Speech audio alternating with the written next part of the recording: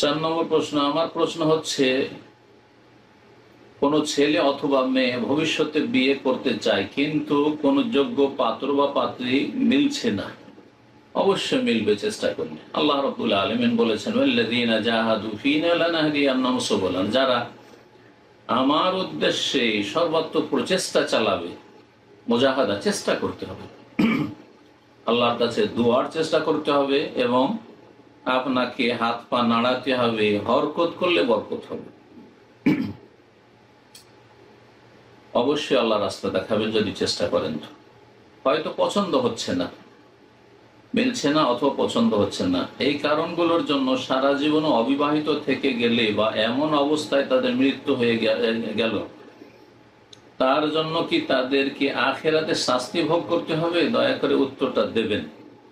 যদি বিবাহ না করার কারণে যুবক যুবতী, ছেলে মেয়ে বিবাহের বয়সে পৌঁছেছে আর বিবাহ করেনি, যার ফলে বিভিন্ন গুনায় জড়িয়ে গেছে, যেই গুনাহগুলি থেকে বিবাহ করলে বেঁচে থাকতে পারত, তাহলে অবশ্যই গুনাহগার এবং আখিরাতে অবশ্যই শাস্তির যোগ্য বলে বিবেচিত হবে, এবং আল্লাহর কাছে আসামের কাঠগড়ায় হাজির হইতে হবে যদি গুনাহে লিপ্ত হয় বিবাহ না করার কারণে।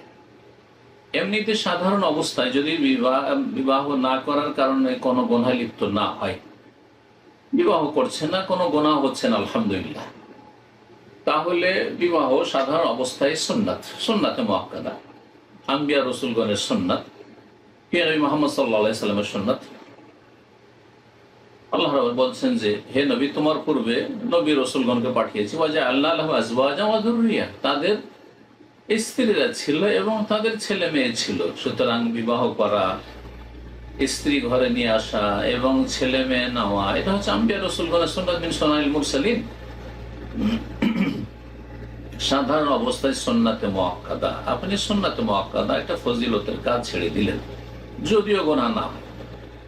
আর যদি গুনাহ হয় তাহলে, বা গুনার আশঙ্কা থাকে বিয়ে না করলে, সাবালক সাবালিকার আর আশঙ্কা অধিকাংশ মানুষেরই রয়েছে, অধিকাংশ যুবক যুবতী রয়েছে, তাহলে অবশ্যই গুনাহগার হবে।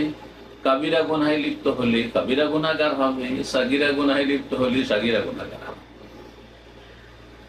অনেক আইম্মায়ে কেরামগণ বিয়ে শাদী করেন। ইমাম শাইখুল ইসলাম ইবনে তাইমিয়া রাহমাতুল্লাহ আলাইহি বিবাহ শাদী করেননি, কারণ অধিকাংশ সময় তার জীবনটা কেটেছে জেলে আর দিনের দাওয়াতের কাজে, জিহাদ ফি সাবিলিল্লাহর কাজে, জবানের জিহাদ, কলমের জিহাদ, এমনকি ময়দানে জিহাদের জন্য জনগণকে তিনি উৎসাহিত করেছেন। সেই যুগের শাসকের নেতৃত্ব ছাড়া নয়। এতে সারা জীবনটা কেটে গেছে। তার মৃত লাশ বেরিয়েছে, জানাজা বেরিয়েছে জেলখানা থেকে। সুতরাং তিনি বিয়ে করলে তো হক নষ্ট করতেন, তাই তিনি বিয়ে করেননি। ইমাম বুখারী রাহিমাহুল্লাহ বিয়ে হয়তো করেননি, অথবা করেছেন, ছেলে মেয়ে ছিল না, ইখতিলাফ হয়েছে। তো এইরকম কেউ যদি গুনাহ থেকে বাঁচতে পারে আর বিয়ে না করে, তাহলে এমন কোনো কাবিরা গুনাহ হবে না। তবে আবার বলছি, তারপরেও বিয়ে করে নেওয়া ভালো কাজ, সওয়াবের কাজ, এবং দিনকে কমপ্লিট করার, দিনকে পূর্ণ করার একটি গুরুত্বপূর্ণ পদক্ষেপ। আল্লাহ যেন ভালো মিলিয়ে দেন, ভালো ছেলেকে ভালো পাত্রী মিলিয়ে দেন, আর ভালো মেয়েকে ভালো যেন স্বামী মিলিয়ে দেন, জোড়া মিলিয়ে।